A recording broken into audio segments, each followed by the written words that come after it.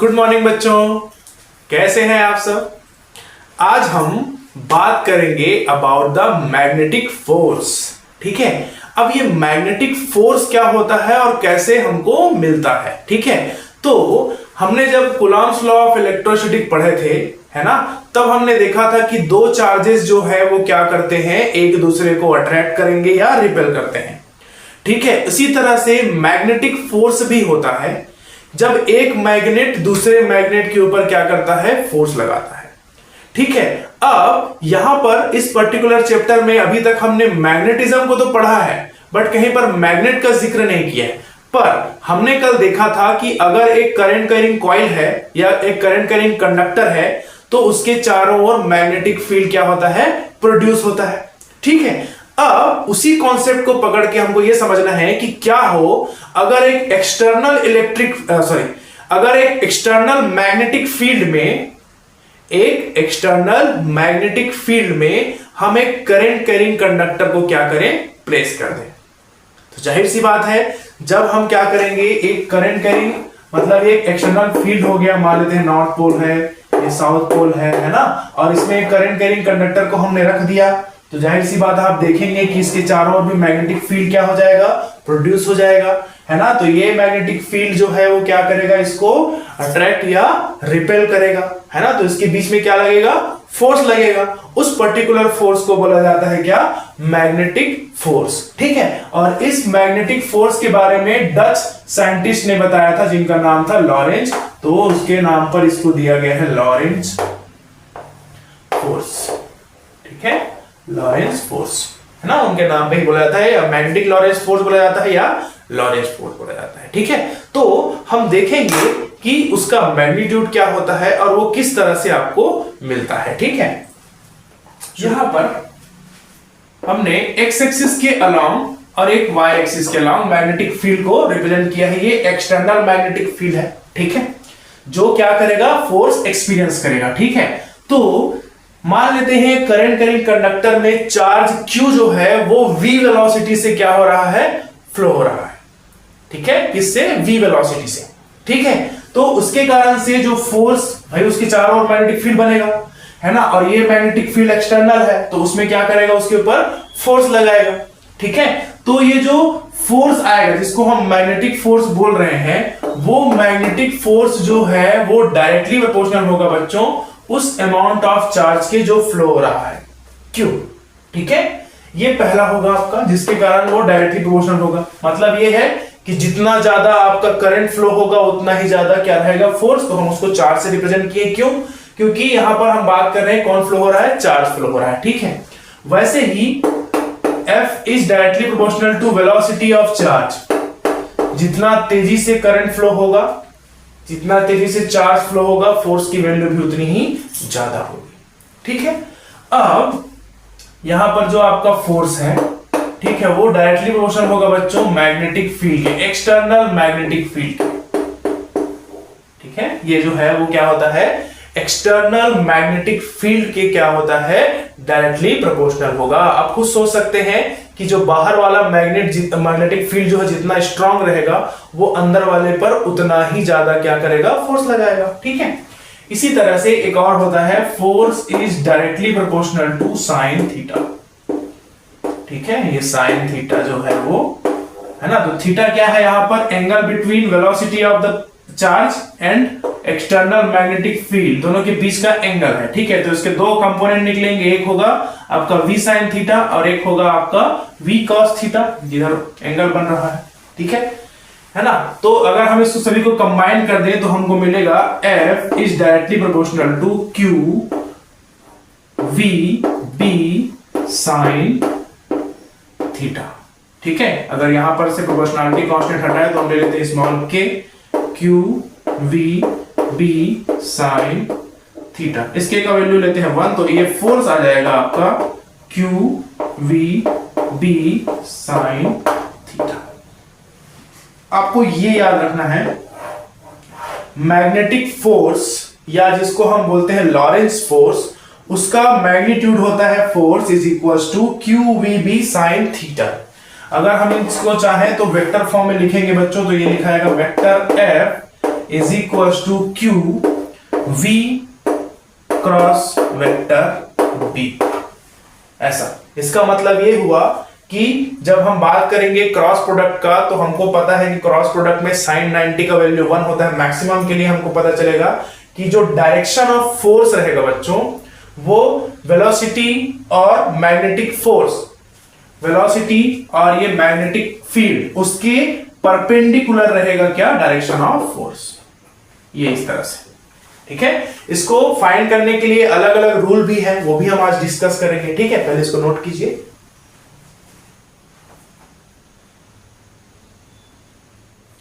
अब कुछ कुछ कंडीशन लगा के देखते हैं बच्चों। इसमें पहला केस ये बोलता है कि if velocity of charge equals to 0, तो ये जो मैग्नेटिक फोर्स है वो देखो कितना हो जाएगा, F is equals to Q V. V का वैल्यू 0 हो गया, तो ये पूरा का पूरा क्या हो जाएगा, 0। इसका मतलब ये हुआ कि जब कंडक्टर में जो चार्ज है वो फ्लो नहीं हो रहे हैं, तब उस करंट कैरिंग कंडक्टर को कोई भी बाहर का एक्सटर्नल फील्ड फोर्स के साथ ना ही अट्रैक्ट करेगा ना ही रिपेल करेगा। मतलब यह है कि उसके ऊपर कोई भी फोर्स या कोई भी मैग्नेटिक फोर्स एक्ट नहीं करेगा, ठीक है ना। ये पहला कंडीशन बताता है। दूसरा देख लेते हैं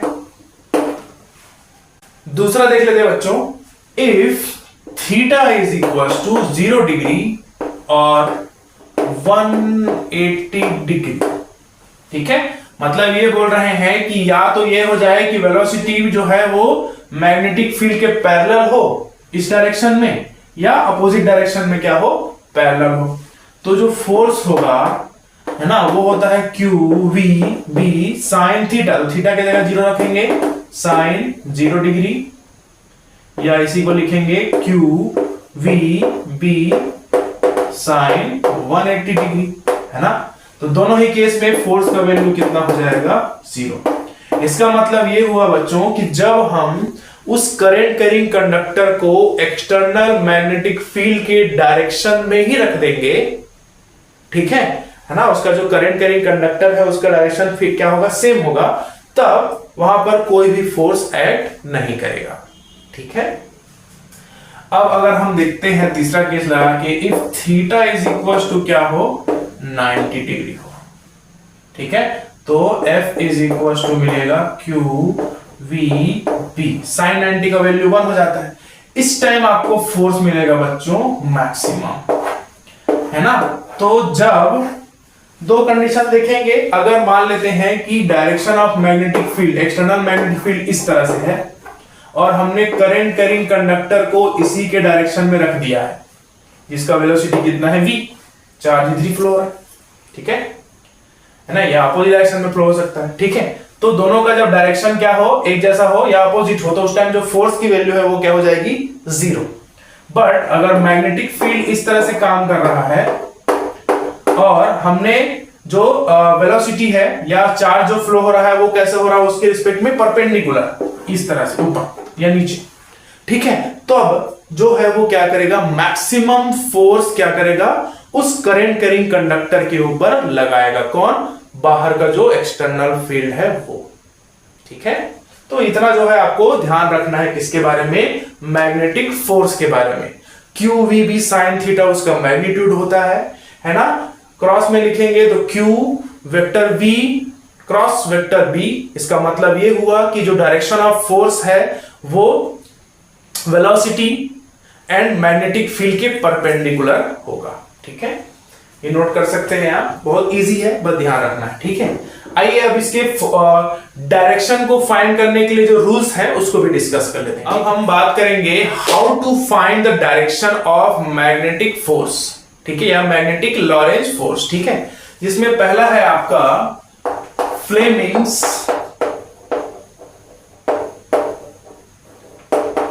लेफ्ट हैंड रूल, ठीक है।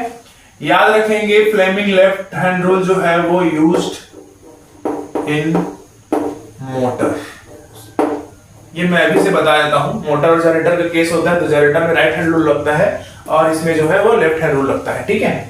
तो फ्लेमिंग्स लेफ्ट हैंड रूल जो है वो ये बोलता है बच्चों कि stretch your middle finger, forefinger and thumb such that they are mutually perpendicular to each other. इस तरह से अपनी उंगलियों को फैलाएं, ठीक है। अब हमको क्या क्या पता लगाना है, फोर्स, ठीक है। तो हमारे पास कौन कौन सी चीजें थी उसको देखेंगे। हमारे पास एक्सटर्नल मैग्नेटिक फील्ड था, तो एक्सटर्नल मैग्नेटिक फील्ड को फोर फिंगर रिप्रेजेंट करेगा, ठीक है। ये वाला जो मिडिल फिंगर है वो रिप्रेजेंट करता है direction of flow of current या डायरेक्शन ऑफ करंट को, ठीक है। तो अगर ये डायरेक्शन ऑफ करंट हुआ, ये जो है वो क्या हो गया, direction of external magnetic field हुआ, तो जो थंब है वो रिप्रेजेंट करेगा किसको, मैग्नेटिक फोर्स को, ठीक है। देखो परपेंडिकुलर निकल रहा है, ठीक है ना, इस तरह से है। आप इसको समझ सकते हैं, जैसे हमने बोला कि यहां पर एक मैग्नेटिक फील्ड डायरेक्शन है, इस तरह से लगा हुआ है, ठीक है, और वायर में करंट फ्लो हो रहा है इधर आई, ये मैग्नेटिक फील्ड का डायरेक्शन है ऐसा, ठीक है। तो यहां पे अगर हम इसको लगाएंगे बच्चों, तो इसको देखो करंट का डायरेक्शन हो रहा है नीचे, है ना, मैग्नेटिक फील्ड का डायरेक्शन हो रहा है इस तरफ, है ना। तो जो फोर्स है वो क्या होगा, बाहर की तरफ उसको उठाएगा, ठीक है। लेकिन अगर मैं इसी करंट के डायरेक्शन को क्या करूं, पलट दूं, ये इधर आई कर देते हैं, तो ये जो है वो कुछ इस तरह से हो जाएगा। करंट का डायरेक्शन ऊपर, मैग्नेटिक फील्ड अभी भी उधर ही है, तो जो डायरेक्शन ऑफ फोर्स है वो कहां लगेगा, परपेंडिकुलरली इनवर्ड्स, ठीक है। तो by the help of Fleming's left hand rule, याद रखेंगे लेफ्ट हैंड रूल ही यूज करेंगे, है ना, लेफ्ट हैंड को ही यूज करना है। कुछ बच्चे जो है वो होता है लेफ्ट हैंड बोलने के बाद भी राइट हैंड यूज करते हैं, तो गड़बड़ होता है, ठीक है। तो लेफ्ट हैंड रूल यूज करेंगे, तो याद रखेंगे लेफ्ट हैंड रूल जो है वो किसके लिए होता है, to find the direction of magnetic force, है ना। तो ये जो है वो किसके प्रिंसिपल में यूज होता है, मोटर के प्रिंसिपल में फ्लेमिंग्स लेफ्ट हैंड रूल जो है वो क्या होता है बच्चों, यूज होता है, ठीक है।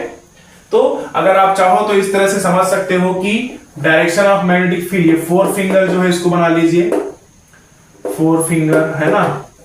अब जो है आपके बुक में ये बना होगा, मैं डायग्राम में बनाता, ठीक है। थंब जो है वो क्या करेगा, ये इस तरह से, अगर एक ये हो गया आपका फोर फिंगर, है ना, करंट जो है उसके परपेंडिकुलर होगा इस डायरेक्शन में, है ना, तो इसको इधर बनाते हैं, ठीक है। ये अगर करंट दिखा रहा है आई, तो ये क्या बनाएगा आपका force.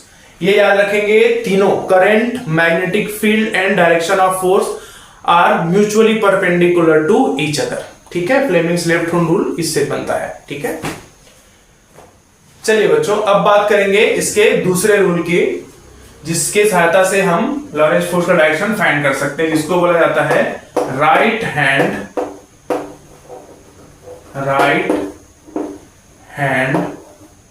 Palm rule.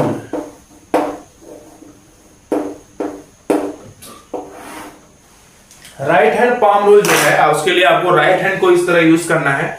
Right hand, है ना, इसमें ये है कि राइट हैंड के जो आपका फिंगर्स है और आपका थंब है उसको इस तरह स्ट्रेच कीजिए कि इसके बीच जो है एंगल बने 90 degree, both are mutually perpendicular to each other होना चाहिए, ठीक है।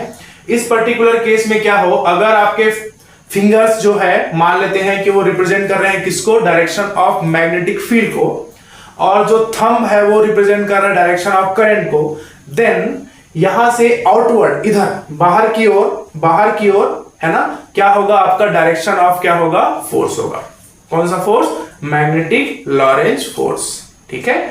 If the finger shows the direction of magnetic field and the thumb shows the direction of current या moving charge particle, then the palm, ठीक है। तो यहां से जो पाम से जो आपका डायरेक्शन निकलेगा, यहां से आउटवर्ड, परपेंडिकुलरली आउटवर्ड जो निकलेगा, उसको हम बोलेंगे डायरेक्शन ऑफ मैग्नेटिक फोर्स, ठीक है। तो by the help of Fleming's left hand rule and by the help of right hand palm rule we can find the direction of magnetic Lorentz force, ठीक है। बहुत इंपॉर्टेंट है बच्चों, जिस तरह से कूलॉम इलेक्ट्रोस्टैटिक फोर्स था, उसी तरह से ये लॉरेंज फोर्स जो है मैग्नेटिक या मूविंग चार्ज इन मैग्नेटिज्म में बहुत ज्यादा आपका उपयोग होगा, ठीक है। तो इसको आप ध्यान रखेंगे, F = QVB sin थीटा, ठीक है। Thank you.